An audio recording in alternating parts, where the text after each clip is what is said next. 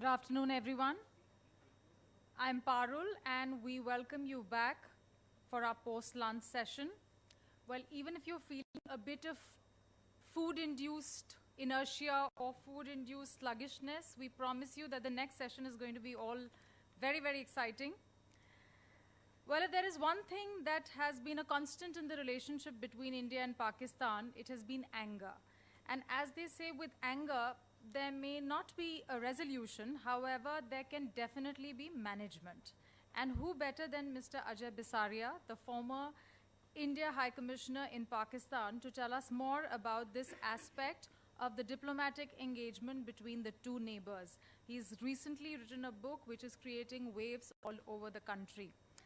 Mr. Bisaria is a former career diplomat in the Indian Foreign Service. He served as the High Commissioner of India to Canada from March 2020 to June 2022. He served as High Commissioner of India to Pakistan from December 2017 to February 2020. Prior to joining the diplomatic service, Mr. Bisaria worked briefly with the American Express Bank and Bharat Heavy Electricals Limited in Delhi. Sir, I would request you to grace the stage. Mr. Ajay Bisaria, the former India High Commissioner in Pakistan. Engaging him in this conversation is Mr. Pankaj Saran, a former diplomat with 40 years of experience in foreign, strategic, and national security affairs. He served in key positions within the Indian government, in the Prime Minister's office, the National Security Council Secretariat, Ministry of External Affairs, and in Indian missions in Moscow, Dhaka, Washington, Cairo, and Geneva.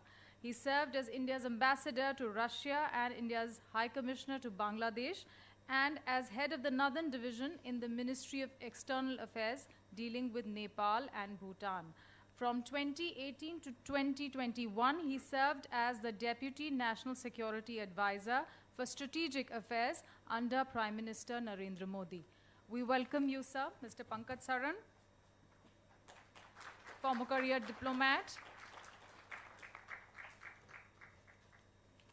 Our distinguished guests join us on a session titled Managing Pakistan Without Getting Angry. Mr. Ajay Bisaria in conversation with Mr. Pankaj Saran.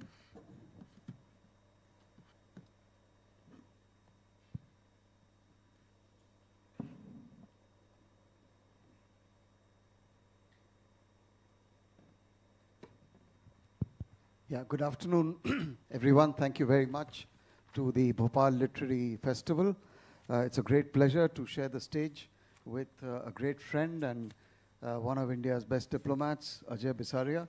Ajay, welcome to this panel, and thank you very much for giving everyone here an opportunity to listen to you in person, because now you're more famous because of the book. So it's great to have you face to face.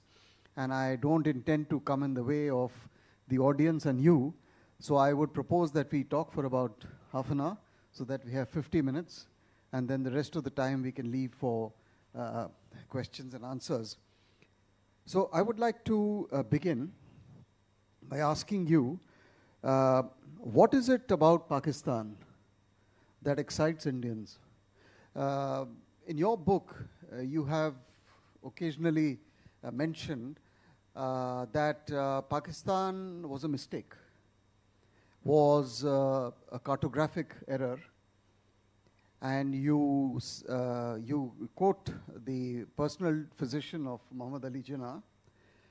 But what I found most remarkable was your paragraph on how you described how the lines were drawn by Cyril Radcliffe. And I just want to very quickly read it out for the benefit of the audience to show how you captured this, this particular defining moment in at least in Indian history, if not global history. And you say, a London judge on his first visit to India, Cyril Radcliffe, had created two Muslim majority regions in the east and northwest of India, carved out of Punjab and Bengal. Radcliffe had drawn up borders over 6 weeks, right? And we are now 75 years after that event. Despite poor maps, squabbling deputies, and bouts of dysentery. The boundary award, based on multiple opaque and largely subjective principles, some determined in secret British confabulations well before Radcliffe's arrival, had been announced on August 17, leaving millions stranded on the wrong side of the new lines, triggering unforeseen chaos.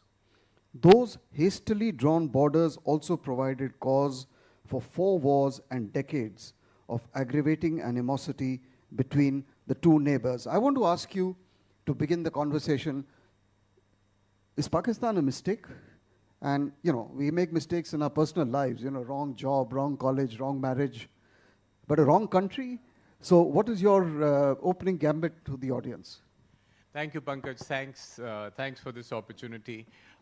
Before we get on to this exciting question, I will be remiss if I don't do a shout out to the BLF and to Raghav and the whole team.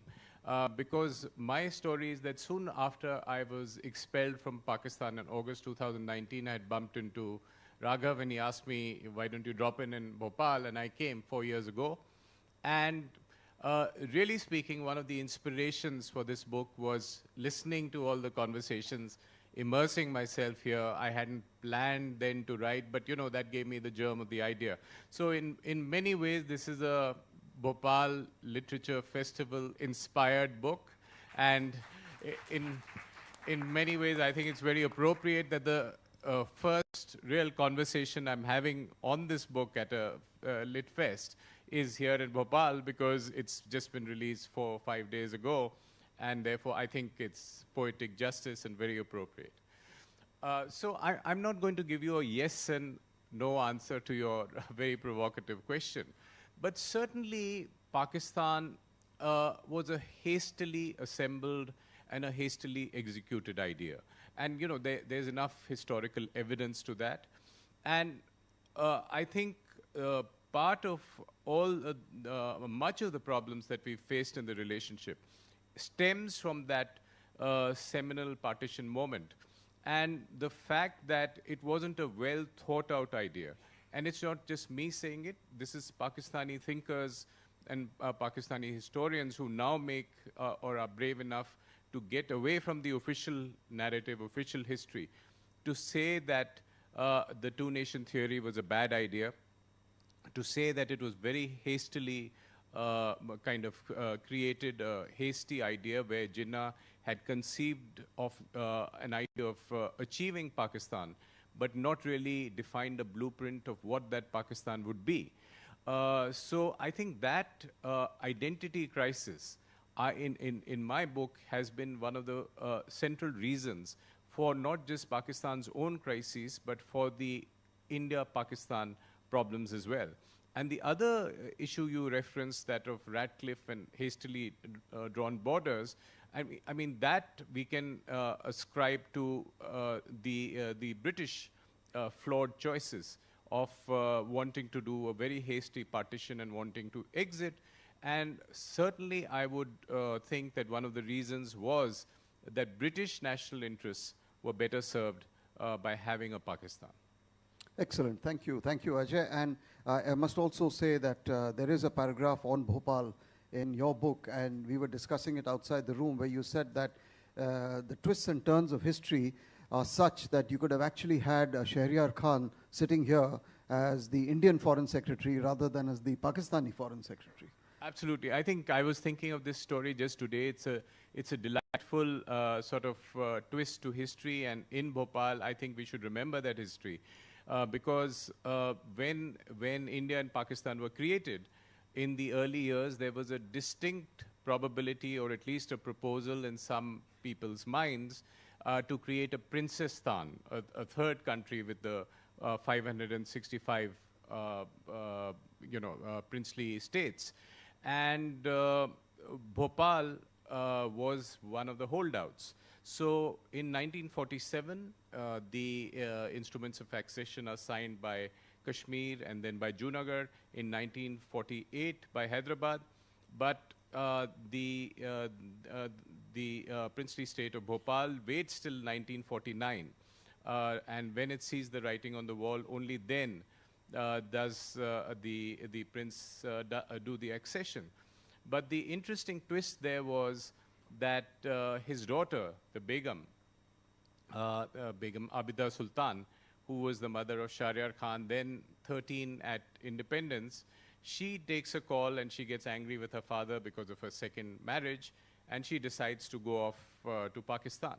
And in 1950, she goes to Pakistan, and when the Nawab passes away in 1960, Ayub Khan tells her that, Begum Sahiba, you know, you are now the inheritor, the heir, because they had the tradition of the Begums of Bhopal being ruling or reigning over the state.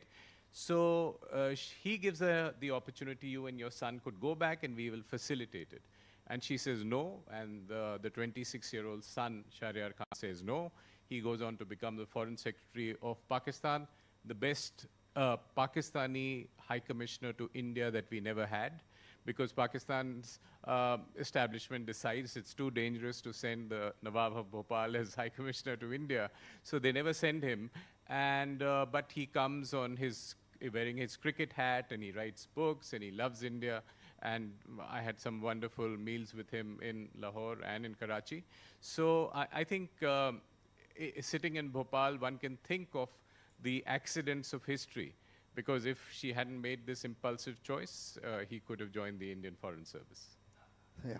So that is one of the beauties of the book, the way it seamlessly flows from gripping personal anecdotes to extremely serious issues, which we will come to later.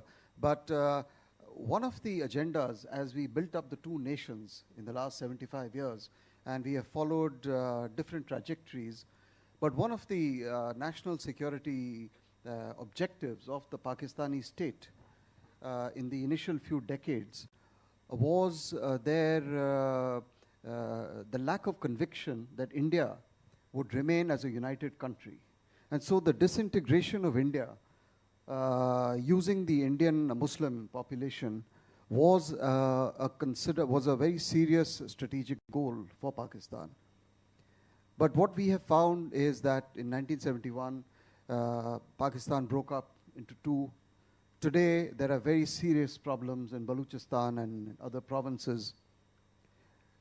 When you were there, in your conversations, did you see any sense of introspection about the different trajectories of these two countries born on the same day, and where we are located in respective positions today?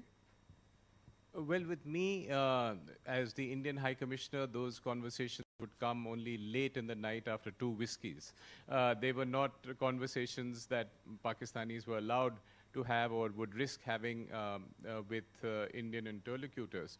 But, you know, if you just see Pakistani social media and see the Pakistani influencers and the young people talking on social media, today, there is a very, very strong attempt to re-look at their history, to reject the official narrative that was rammed down their throats all these years about the two-nation theory and about various issues, and to look at India with some small degree of grudging admiration, and to benchmark India as a place that Pakistan could have been.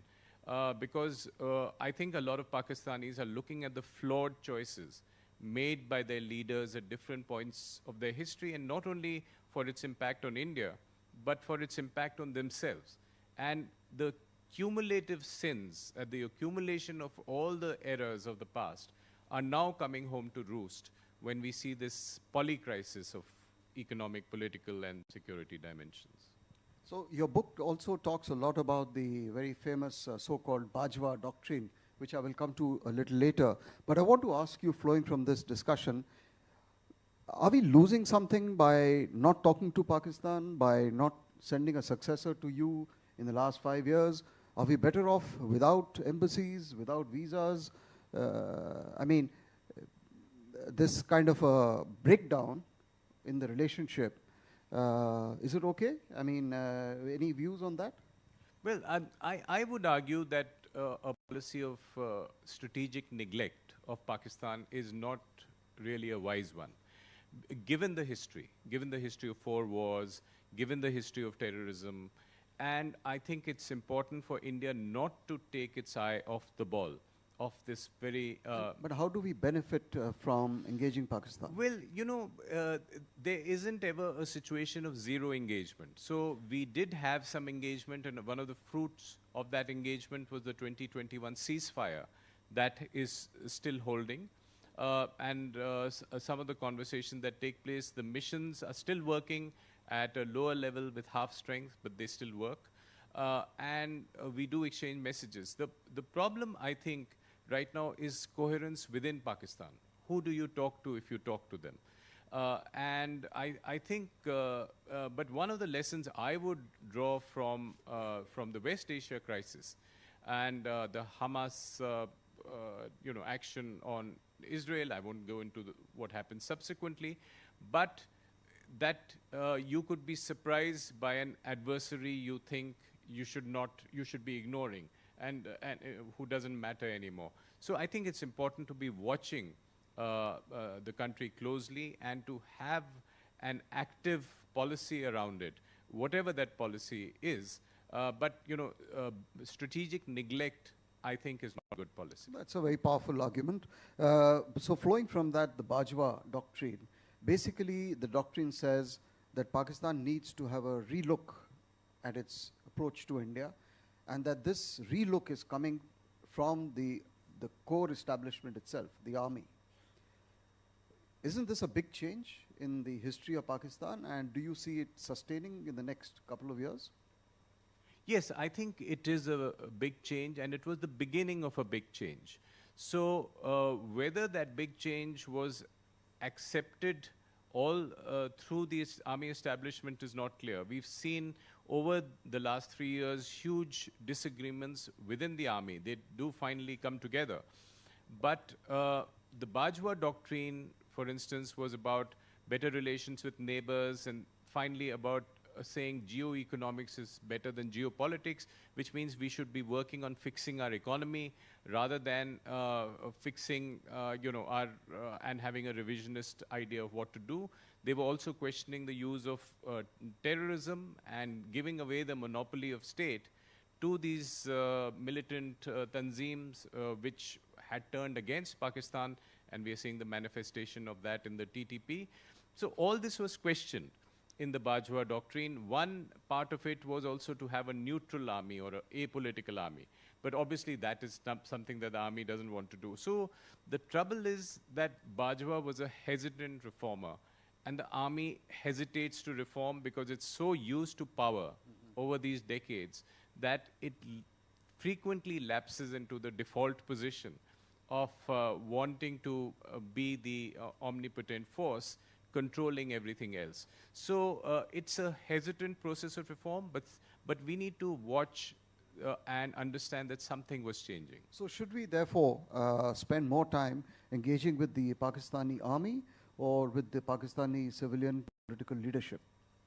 So I would certainly advocate a position that, and I talk about this in my book as well, that we ought to be engaging the army continuously. It is important for us.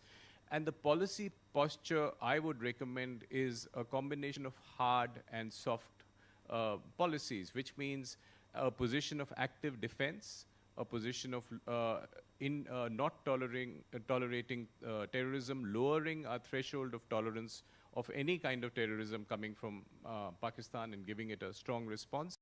But at the same time, a policy of flexible and creative engagement.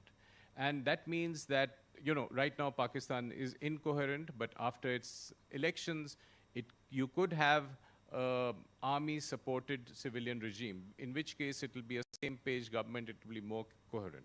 So I think there is a good reason for India to continuously engage with the main power center of Pakistan, which is the army.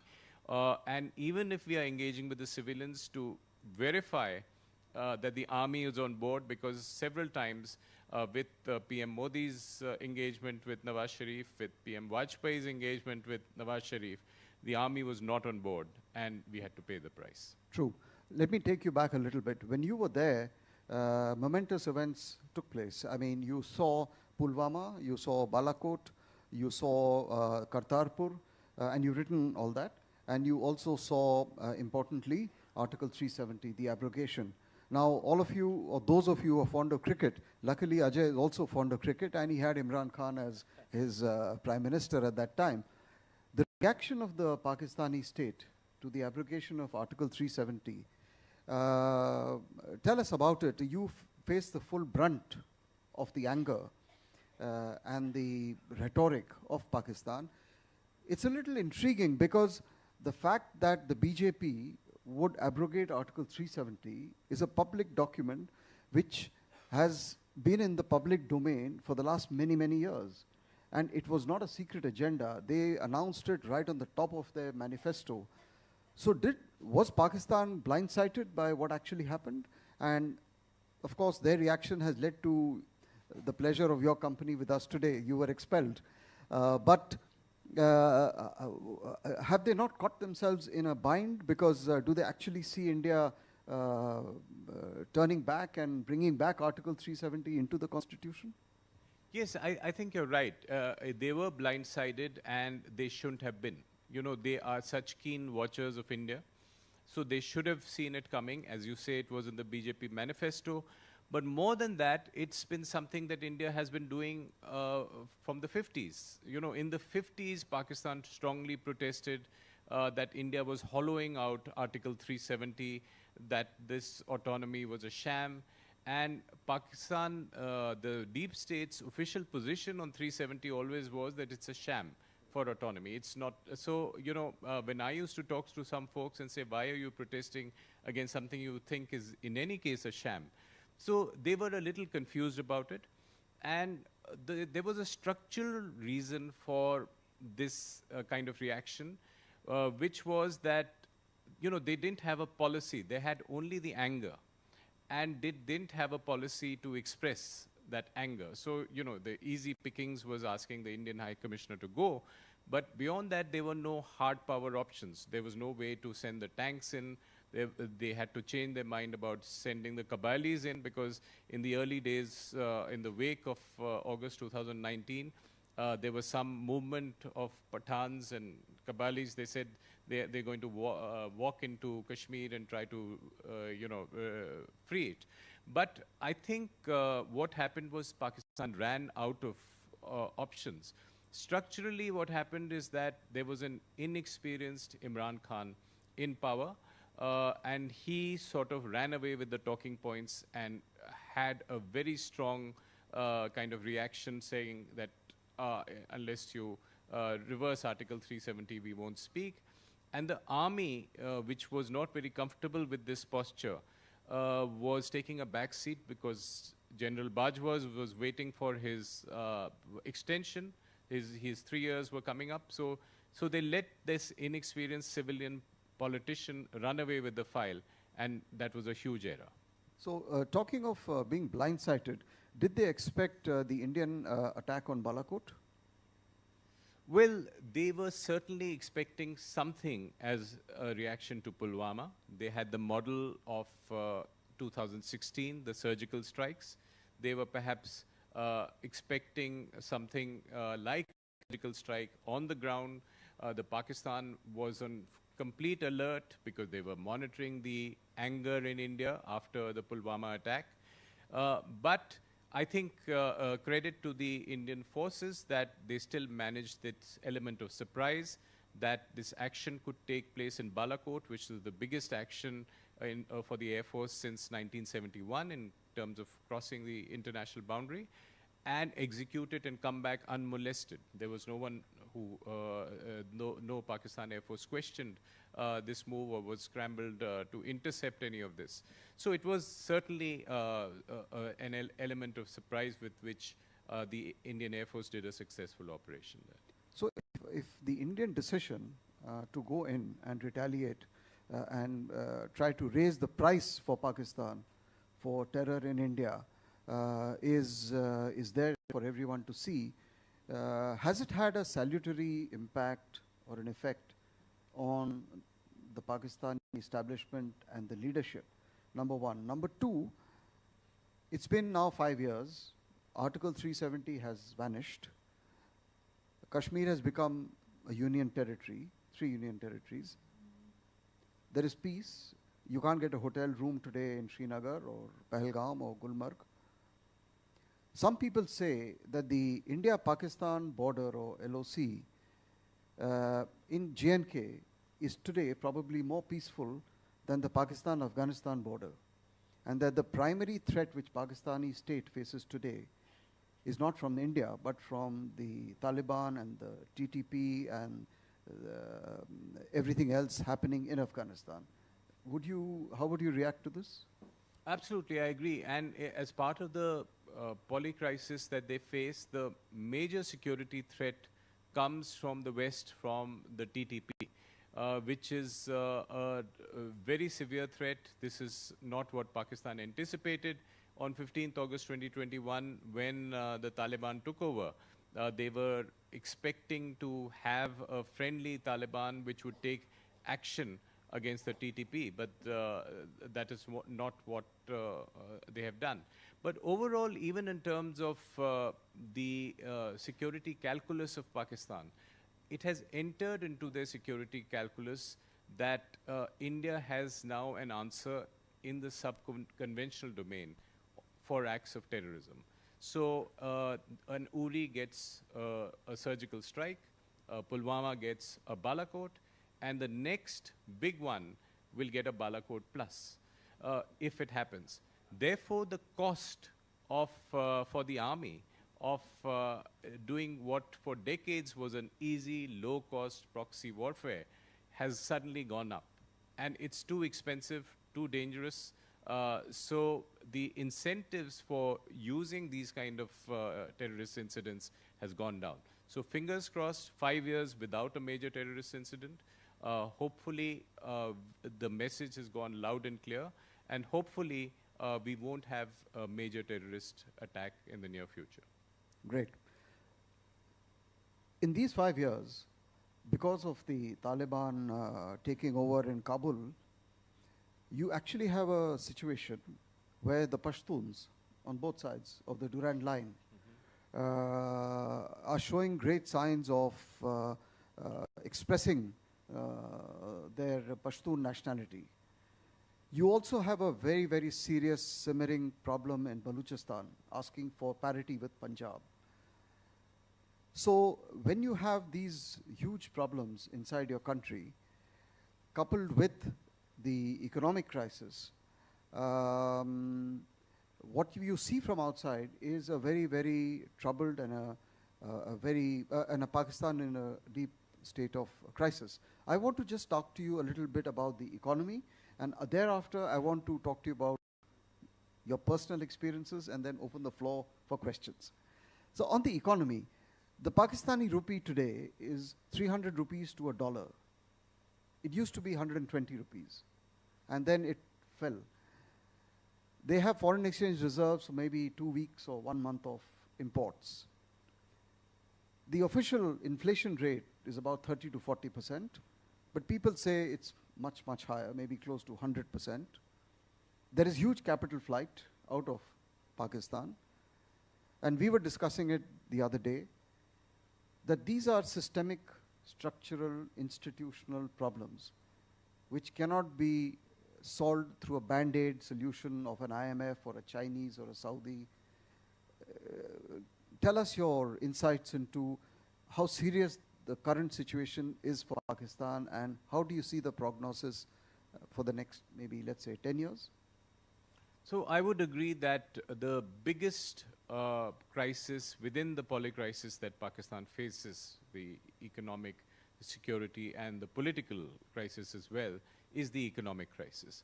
Because really speaking, it's because of structural factors, and really speaking, it's a expression of the accumulated problem and accumulated flawed choice and economic misgovernance of the last 70 years.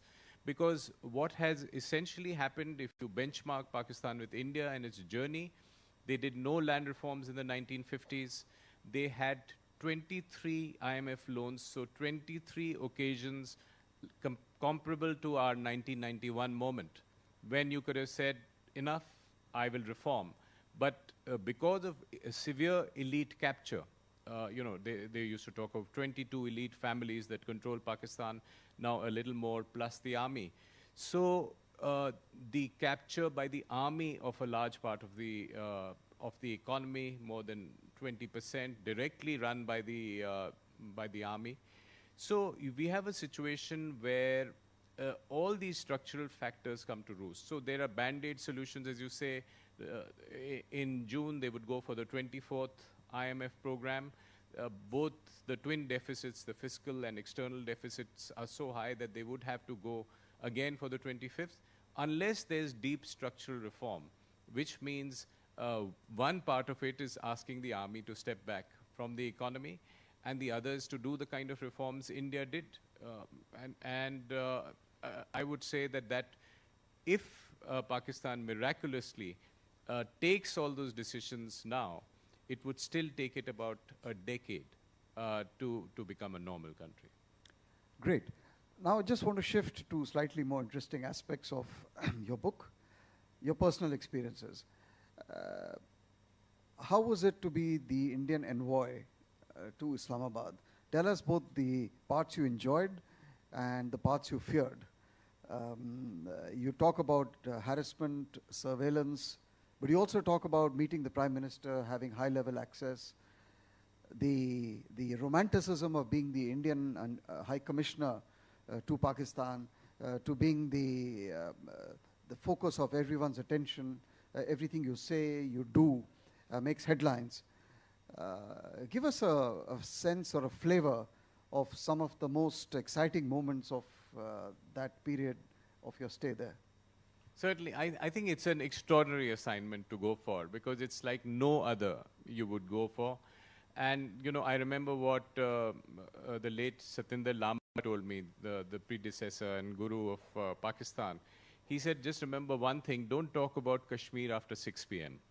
So the paradox of Pakistan is that, for an Indian diplomat working there, you're working in a fairly hostile environment and having tough conversations during the day.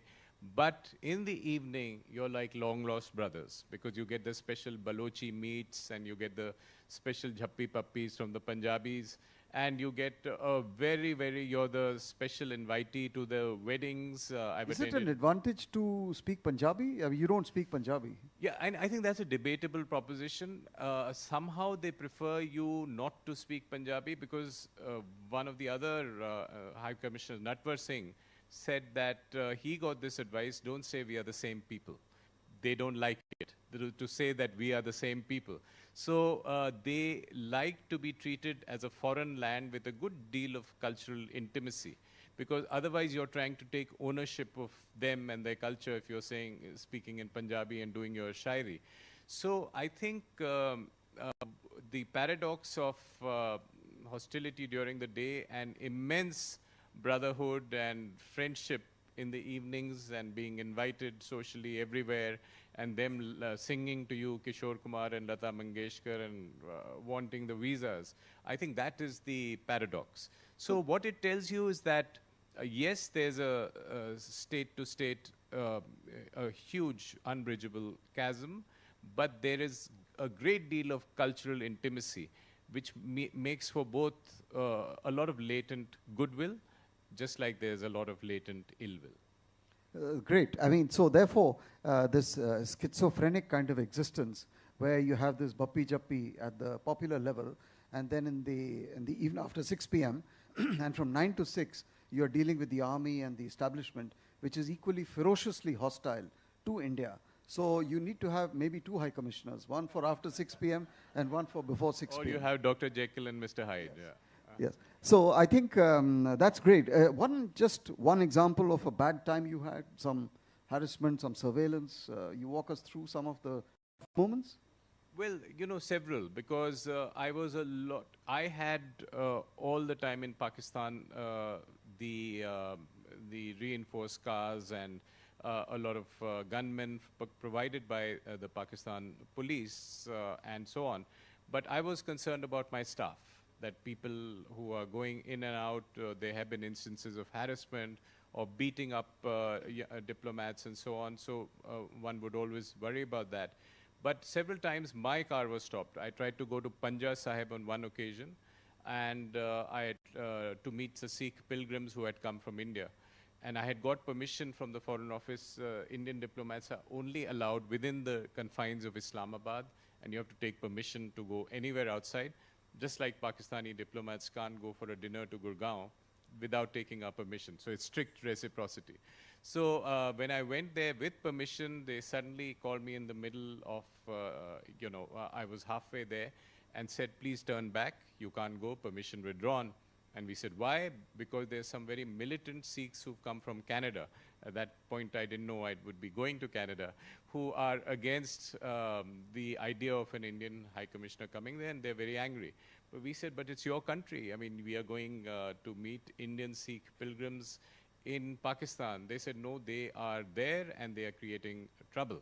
So there is a strong link between the ISI and some of the Khalistani elements globally. They frequently come there and they try to create this kind of trouble.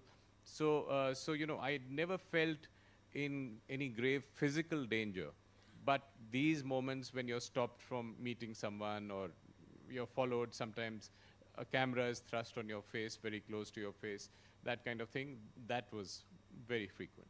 So my last question before we go to the audience, the future. You have in your last chapter talked about the ambiguous lessons of history, and you have drawn 10 lessons or 10 prescriptions, and I will leave that to the readers to read for themselves. They're not definitive, but maybe that's part of the whole scenario. But could you talk a little to us about how you see the future of Pakistan? I mean, it's a big subject, but in brief, and the relationship, as well as my last question, do you think it's better to be an Indian High Commissioner in Pakistan as compared to a Pakistani High Commissioner in India? For the last question, my answer is clear. Definitely the latter, the Indian High Commissioner in Pakistan. But, if I was the Grand Tsar advising both India and Pakistan, unfortunately I'm not, I would tell Pakistan that its best policy would be to normalize itself, to become a normal country for its own good, which means get the army out of the economy, restructure the economy, stop using terrorism as a weapon. It doesn't help you. For India, the policy, I think, has to be creative, and it has to be active defense accompanied by a very flexible and calibrated engagement, both with the army and the civilians.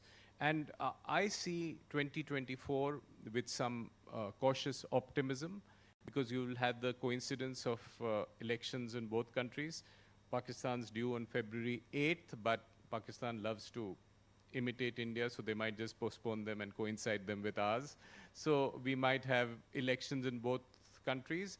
And having gone through a period of no major terrorism and civilian regimes probably headed by PM Modi here and PM Nawaz Sharif there, I think there is hope, particularly since Nawaz Sharif's regime would be supported by the army, of having some kind of engagement, some rapprochement, some baby steps forward in the relationship. Thank you. Thank you so much, Ajay. This was absolutely wonderful. I think a round of applause. I would highly recommend the book. It's everything you wanted to know about Pakistan and the relationship is in one book. Both the history, the personalities, the people who played roles, the situations, it's all there. So it's a very gripping, very, very granular, insightful compilation of more than 500 pages. And I believe you took 2 years to write the book.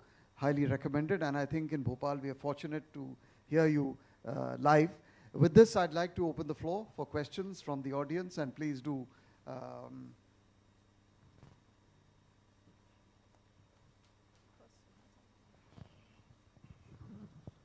Yes, please. Maybe we'll take 2 or 3 questions at one time, and then so that we can get everyone into the discussion.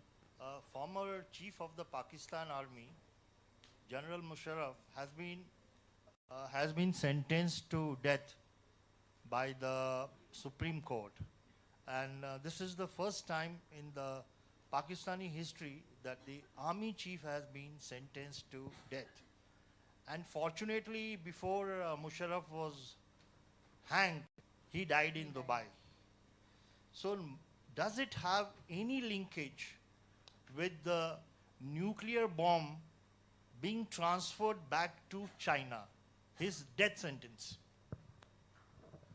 Another question? Because, yes, please. The gentleman on the left. Yes. Yes, yes. What is the major paradigm shift regarding the Indo-Pakistan relation since 2014? That means coming from the Modi regime. Last, third question. Yeah. I'm here. Where? I'm here. Oh, I'm here, okay. yeah. Please. Yes. My name is Santosh Singh. Just I have want to have one question regarding the Indus Treaty, Indus Water Treaty. I understand India is building that hydropower plant, and it is run-off river kind of hydro plant, not like storage, water storage.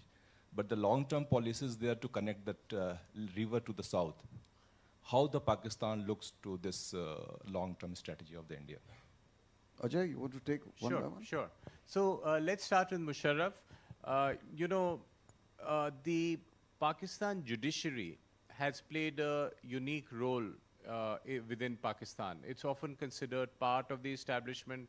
It sometimes played a very role of being the handmaiden of the deep state. They produce the doctrine of necessity for justifying army rule and justifying the rule of Ayub Khan.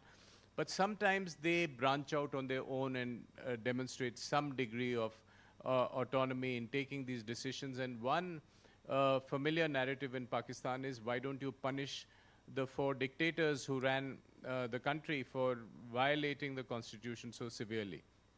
None of them were punished. Ayub Khan simply left. Zia died in an air crash. Yahya Khan was never punished. Musharraf, there was this attempt by the judiciary, but stonewalled by the army. So again, it's not something we read into too much. And I think nuclear bombs, certainly the nuclear program of Pakistan was supported, encouraged, built up with Chinese help. But now it belongs to Pakistan. They have ownership of it. The army has control of it. Second question. Yeah. So what was the second question again? 2014 paradigm shift? Yeah. So I think 2014, we ought to remember that, right in the beginning, there was engagement with Nawaz Sharif invited for Prime Minister Modi's inauguration. Prime Minister Modi going to Lahore in 2015, 5 meetings with Nawaz Sharif. But terrorism was the game changer and the deal breaker, and because of which India changed its position. So I think the change that has come is that we now have, as we discussed, an answer in the subconventional space for terrorism. And I think the game changer was 2016 and 19. No matter what the outcomes, it showed the willingness and capacity in India to be able to have a punitive or preventive action against terrorism, and to make that point to Pakistan that it is a costly affair, that it won't be a cost-free affair. So that's the change. On the Indus Water Treaty, it's been cited as an example of a successful treaty. Since 1960, it's worked. The 2 countries decided to share the waters on this basis. But now India is questioning the way Pakistan is stonewalling some of the provisions of the treaty, particularly the dispute resolution issue. They are taking India to various dispute resolution. There's a provision for a neutral expert to resolve some issues, and there's a provision for a court. And Pakistan is taking India for both. So India is questioning some of those bases for doing it. So far, the treaty has worked, but the 2 sides, or at least Pakistan, will have to be a little more accommodating. If it provokes India too much, that clause itself might be threatened. More questions? Yes, please. Yes. Okay, yeah, please. the British role in partition. I'm told that in the British archives it's written somewhere that Muslim Pakistan would be more reliable than a Hindu India. Is it true? Next, one more we take. Yes, the gentleman in the back. Blue shirt. So, Commander Chakravarti here. I have two questions. Did Pakistan draw its tactical nuclear weapons the following day, the TNW's Nasser 9? And what role did the United States, especially like what Pompeo has revealed in his book, not even an inch, did they play in de-escalating the crisis the following day? One more question. Yes, please. Sir, I have a question. Like, my question is not particularly based on Pakistan policy or anything related to that, but my question is related to the SAARC nations. As you see the lot of happenings which is happening all around the world, and different understanding, the memorandum of understanding which has been going on in different countries. But the thing is that like if I talk about Indian perspective and Indian diplomatic perspective in international issues which has been going on, what is the main reason which is being like seen among the SAARC nation? And as you told about that there is no proper attack on India as much as we have seen in last 5 to 6 years, but there is internal conflict or some catalytic effect which has been going on, right? So I just want to know the sole reason of in a very diplomatic, in a very international perspective, sir. Sure. So let's start with the British role. You know, I talk a lot about this in my book in great detail, some of the scholarship that has come from the British archives themselves. And a great book on this has been written by a former diplomat, Chandrasekhar Dasgupta, and another diplomat called Serela, who was with ADC with Mountbatten also at some point. So, you know, I think the basic issue that comes out is it was not in the British interest to have an India which was resolutely, autonomous and taking its own decisions. They felt a rump state of Pakistan would be better able to, for them, if they have they would have a good relationship with it, and it would be able to stem the danger from Russia, from the Soviet Union, and it would also help them guard the oil wells, which were very important in West Asia at that point of time.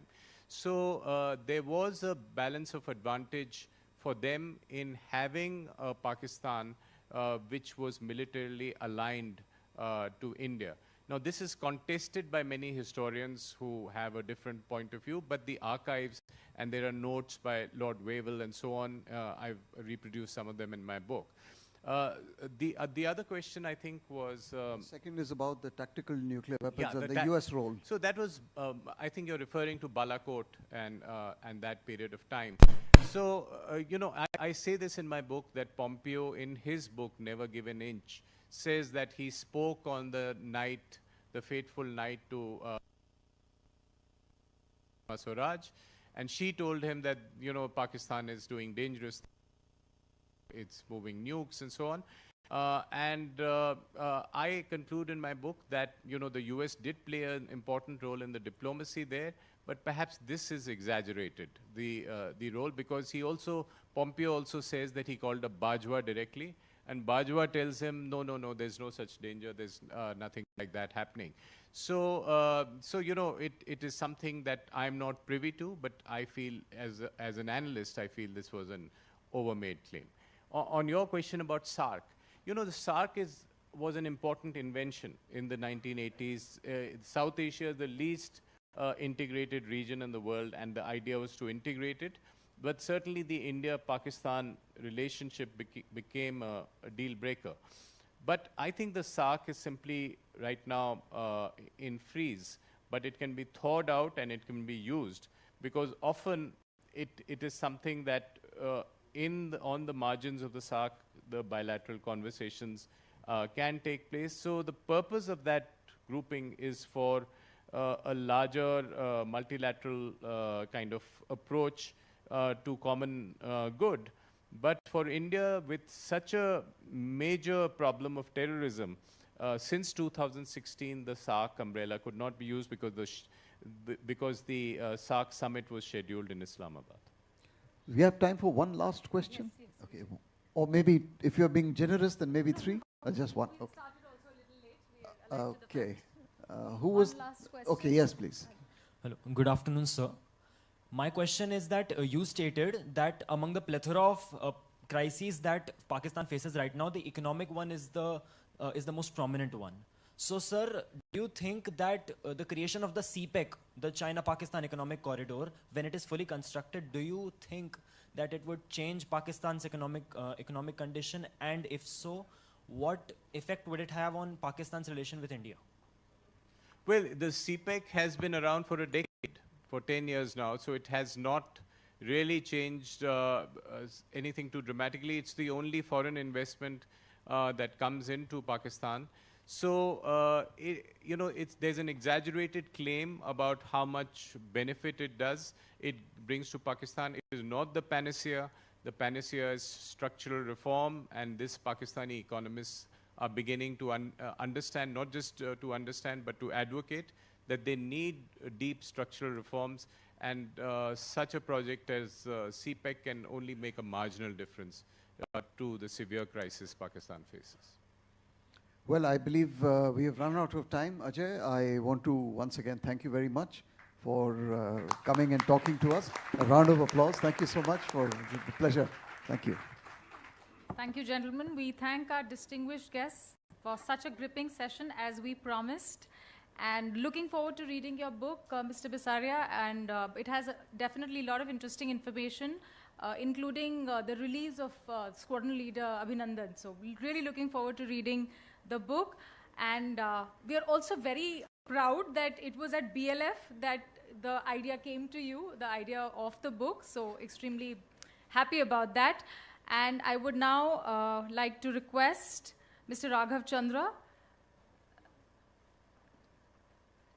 the director, founder director of the Bhopal Literature Festival, to felicitate our guests.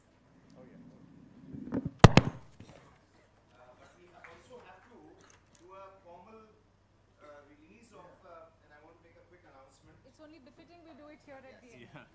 So, ladies and gentlemen, we are indeed very delighted that on this occasion we are also formally releasing Ajay Bisaria's book, Anger Management. This is the first global release of his book, and indeed BLF is both honored, proud, and delighted to be doing that. Give him a big hand. You hold it. You and Pankaj both hold it. And I'll request, we have two senior Foreign Service officers here, diplomats, Mr. Talmiz Ahmad, Preeti Saran, to also please come on the dais while we are doing this photo up for this book. Excellent. Yeah, thank you. And we'll just hold it together. Is there a thread for me? No, I think that's all. Okay. Aye, sir.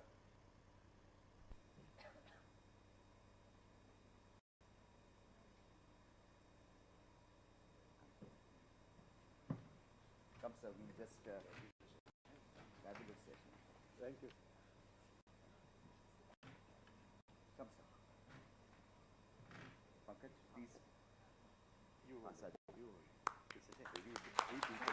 Ladies and gentlemen, Anger Management by Mr. Ajay Bisaria.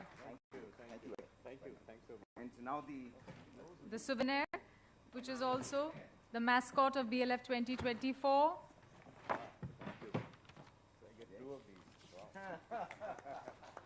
Which is a Gond painting by senior most Gond artist Ram Singh Urveti ji, which traces the evolution